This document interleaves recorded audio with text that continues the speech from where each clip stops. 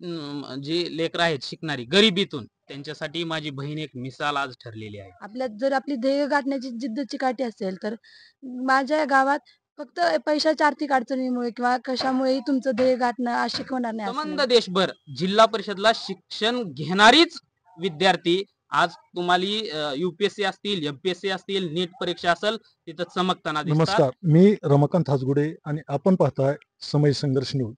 आम्ही नेहमीच राजकीय सामाजिक बातम्याबरोबरच विद्यार्थी असतील, महिला असतील, शेतकरी असतील त्यांच्या यशोगाथा आम्ही नेहमीच दाखवत असतो.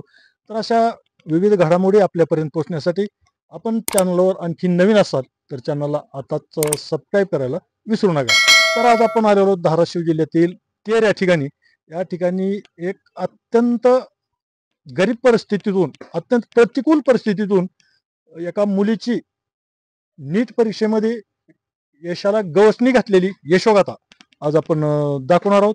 तर ती मुलगी आहे वैष्णवी काकासाहेब देवकते ही मुलगी आहे आणि हिचा या ठिकाणी कौतुक होत आहे, बऱ्याच ठिकाणी सत्कार सुद्धा झालेला आहे. तर तिच्या यशाची यशोगाथा आपण पाहणार आहोत.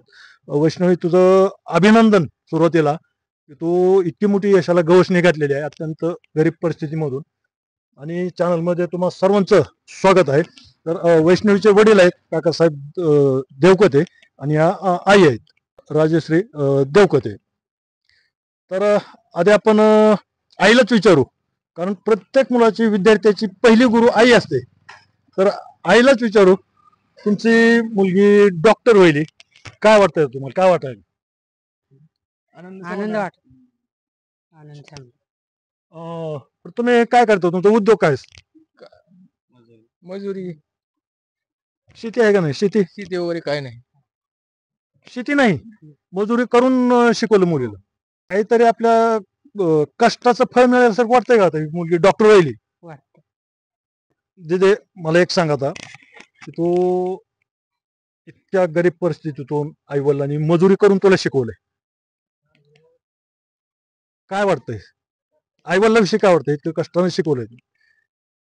आई वडिलांविषयी तसं तर आदरच आहे त्यांच्या मनात. त्यांनी मला एवढ्या गरिबी परिस्थिती म्हणजे मुलगी मुलगा असा भेदभाव केलाच नाही, की बाबा आमच्याच्यानं होत नाही किंवा आम्ही गरीब आहोत आणि तू मुलगी आहेस असं काही नाही. तुझ्याच्यानं होतंय ना कर.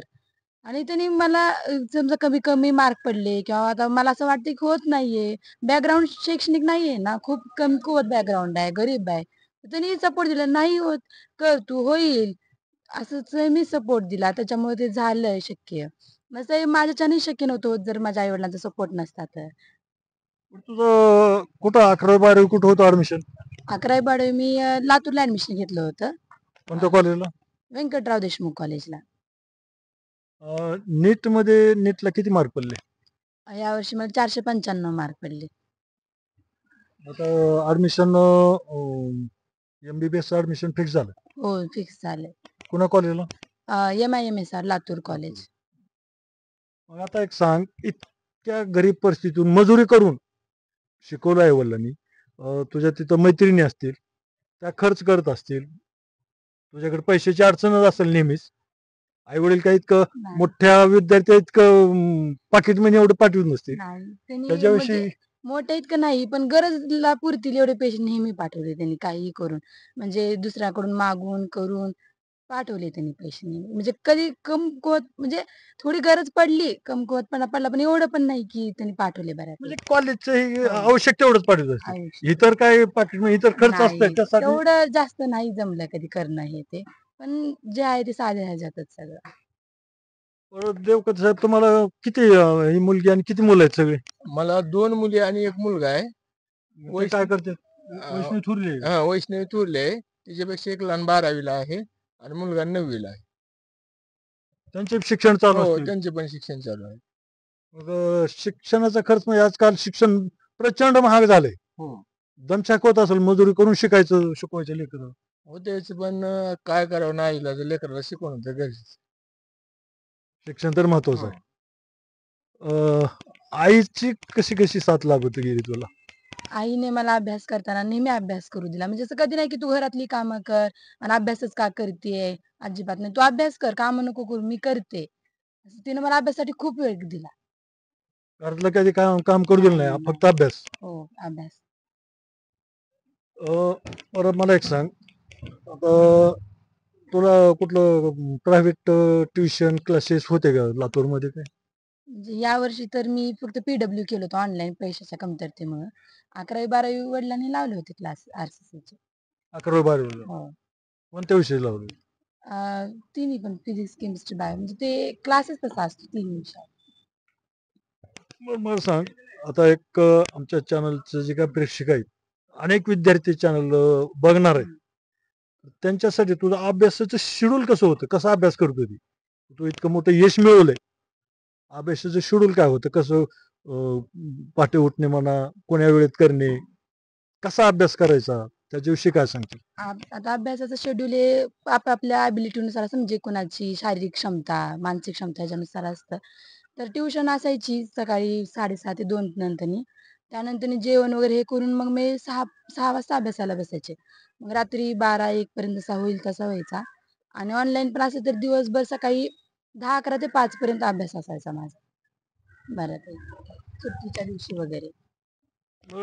प्राथमिक पहिलीपासूनचं शिक्षण कुठं झालं तुझं? जिल्हा परिषदला. इथली पेठातली तेरपेठ आणि नंतरनी 8वी नंतरनी महाराष्ट्र संत विद्यालय. म्हणजे असं नाही गावातच. असं नाही की इंग्लिश स्कूलला गेल्यावरच उच्च शिक्षण होतंय. तसं नाही. ते आपला अभ्यास करण्यावर आहे. असं आहे. इथं मराठी मीडियम, सेमी मीडियमलाच होते इथं जिल्हा परिषदलाच आणि गावातच घेतले 10वी पर्यंतचं शिक्षण. काय सांगशील, आता बरेच विद्यार्थी सायन्सला जायलाच घाबरतात. हं. आर्ट जास्तीत जास्त आर्ट ओढ असतो. विद्यार्थ्याला काय संदेश देतील काय?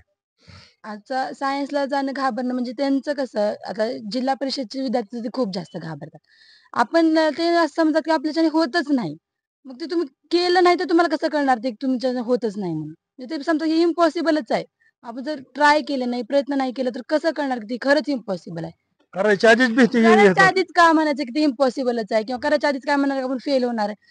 फेल नंतर मला हा फेल झालो म्हणणं चांगलं आहे. करायच्या अगोदर बाबा ट्रायच नाही केलं.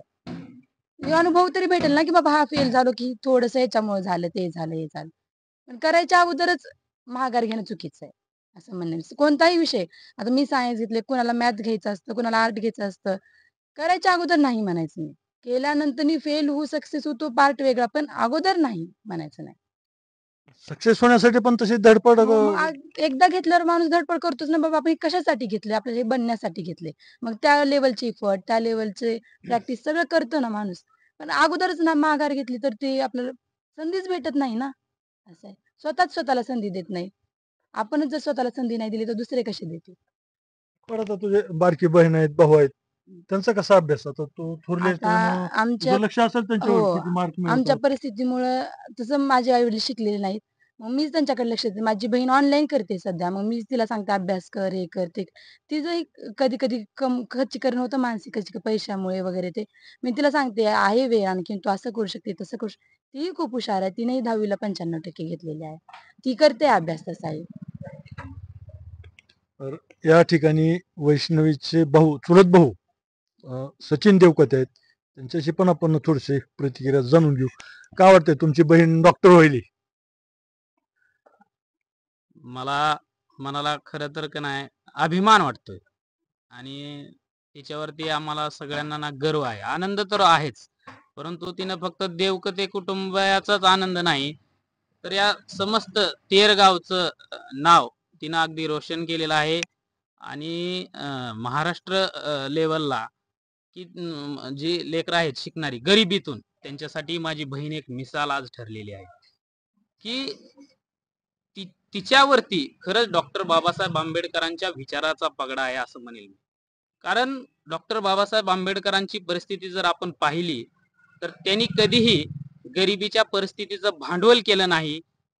त्यांनी आपल्या आई वडिलांचं, आपल्या गावाचं नाव रोशन करण्यासाठी अत्यंत मेहनत घेतली आणि आपल्या बुद्धीच्या आणि कौशल्याच्या जोरावरती यशाला गवसणी घातली आणि आपण सगळेच पाहताय की आज हा देशच त्या डॉक्टर बाबासाहेब आंबेडकर यांच्या संविधानामुळे चालतो.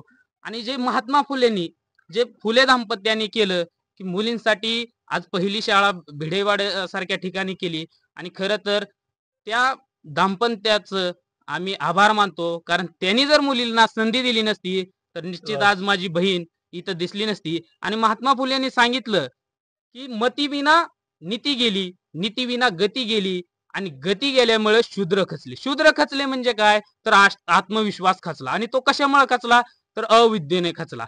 परंतु त्या महात्मा फुलेंनी जो विचार सांगितला तो निश्चितच आज माझ्या या लहान बहिणीला समजला. म्हणून तिच्या लक्षात आलं की जर आपण विद्या घेतली तर आपलं शूद्र वाढेल, शूद्र खचणार नाही. शूद्र म्हणजे आत्मविश्वास, आणि तिचा निश्चित आत्मविश्वास वाढलेला आहे. आणि तिच्याकडे बघून अनेक विद्यार्थी आज जे गरिबीत आहेत, की ज्यांना वाटतं की आपल्याला आपल्या परिस्थितीमुळे शिक्षण घेणं शक्य होणार नाही, परंतु आज माझ्या बहिणीने आज इथं इतिहास घडवला आहे. तिच्या माध्यमातून आज इथल्या मुलांना, विद्यार्थ्यांना एक प्रेरणा मिळाली आहे की पैशामुळं आपलं शिक्षण कधी थांबत नसतं, आणि पैशाच्या मुळे किंवा आपल्या गरीब परिस्थितीमुळे आपण कधीच चालणं थांबायचं नसतं. आणि आज निश्चितच मला एक तिचा भाऊ म्हणून खूप असा मोठा आज माझ्या मनाला आनंद होत आहे. तू या गावात लहानपणापासून वाढलेली आहेस, आता डॉक्टर व्हायला चाललीस, 4-5 वर्षांना डॉक्टर होती. गावाविषयी काय वाटतंय तुला? अ, म, माझं हे गाव संतांची भूमी असलेलं गाव आहे. या गावात जन्मणे हे माझ्यासाठी भाग्याचीच गोष्ट आहे. मी माझ्या अनुभवातून एवढं कळालं आहे की जर आपल्यात क्षमता असेल, आपल्यात जर आपली ध्येय गाठण्याची जिद्द चिकाटी असेल, तर माझ्या गावात फक्त पैशाच्या आर्थिक अडचणीमुळे किंवा कशामुळेही तुमचं ध्येय गाठणं अशक्य होणार नाही असं नाही. सर्व इथे सहकार्य आणि आशीर्वादाची इथे खूप भावना आहे इथल्या लोकांची. म्हणून मी खूपच मला नशिबान समजते मी या गावात जन्मले. काय डॉक्टर झाल्यानंतर मी डॉक्टर झाल्यानंतर मी इथेच येऊन माझ्याच गावाची सेवा करेन. माझ्याच गावाचं नाव मोठं होताना, नावलौकिक होताना मला पाहायला आवडेल. पण आता तुम्हाला आई वडील मजुरी करतात आणि मुलांना शिकवून एक उच्च शिक्षण देतात. याविषयी एक गावातील म्हणा, समाजातील लोकांना काय संदेश द्याला, त्यांचा आदर्श? बरेच बरेच जणांकडे संपत्ती आहे पण मुलं शिकत नाही. खऱ्या अर्थानं काय आहे की आई वडिलांचा मुलांचा जसा विश्वास महत्वाचा आहे, तसा आई वडिलांचा देखील आपल्या मुलावरती, फक्त पैसा नाही तर आपल्या मुलावरती तितका विश्वास पाहिजे. ज्यांच्याकडे पैसा आहे ते आई वडील मुलाने शिक्षण काय घ्यायचं हे ठरवतात, आणि ज्यांच्याकडे पैसा नाही ते आपल्या मुलाला काय आवडतं हे ठरवतात. इथंच पैशावाल्याचं आणि गरीबाचं गणित फुगतं आणि चुकतं. त्याच्यामुळं त्या पैशावाल्यांच्या मुलांचं इथं नुकसान होतं. कारण तुम्ही आपल्या मुलामध्ये क्वालिटी काय आहे, त्याचं ध्येय काय आहे आणि त्याच्याकडे काय करण्याची इच्छाशक्ती आहे हे न समजता माझ्या शेजारचं मूल इंग्लिश स्कूलला गेलं म्हणून माझं देखील इंग्लिश मिडियमलाच गेलं पाहिजे, ही भावना पैशावाल्यांच्या मनामध्ये जास्त प्रमाणात येते, म्हणून त्यांचं नुकसान होतं. परंतु आज आपण बघत असाल की संबंध देशभर जिल्हा परिषदला शिक्षण घेणारीच विद्यार्थी आज तुम्हाला युपीएससी असतील, एमपीएससी असतील, नीट परीक्षा असेल तिथं चमकताना दिसतात. परंतु या सरकारने देखील इथल्या शिक्षणाचं खाजगीकरण अत्यंत बाजार भरवलेला आहे. जर जिल्हा परिषदेला निधी देताना अटी टाकल्या जातात, परंतु आमचं दुर्दैव आहे की एखाद्या मंदिर देखील आमचं भावना आहे, आमचं श्रद्धास्थान आहे, तिथं निश्चित झालं पाहिजे. परंतु अगोदर जर कुठं खर्च झाला पाहिजे तर तो शिक्षणावरती झाला पाहिजे. इथली शाळा सुधारली पाहिजे. इथली शाळा सुधारली तर इथून हजारो नोकऱ्या घेऊन विद्यार्थी बाहेर पडतील, आणि ते हजारो विद्यार्थी जर एखाद्या गावामध्ये जर 2-4 हजार जर नोकरदार असतील आणि त्यांनी जर ठरवलं की आपल्या गावाचे रस्ते नाली इथल्या सुख सुविधा पूर्ण करायच्या, तर त्यांचं फक्त एका महिन्याचं काम आहे. त्याच्यासाठी काही वेगळा विकास करावा लागल असं मला वाटत नाही.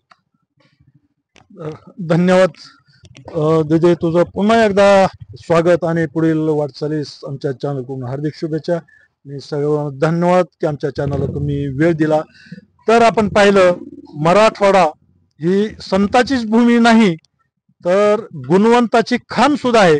अशा गरिबीतून मजुरी करणारे आई वडील आणि इतकं जिद्दीनं नीट परीक्षेमध्ये इतकं मोठं यश मिळवलेलं वैष्णवी एक मोठं मूर्तिमंत उदाहरण आहे. तर अशाच नवीन नवीन बातम्या नवीन घडामोडी आपल्यापर्यंत येण्यासाठी आपल्या चॅनलला सबस्क्राईब करा. आणि मुलाखत कशी वाटली, वैष्णवीच्या यशाबद्दल आपल्याला काय वाटतंय ते खाली कमेंट बॉक्समध्ये कमेंट करून नक्की सांगा.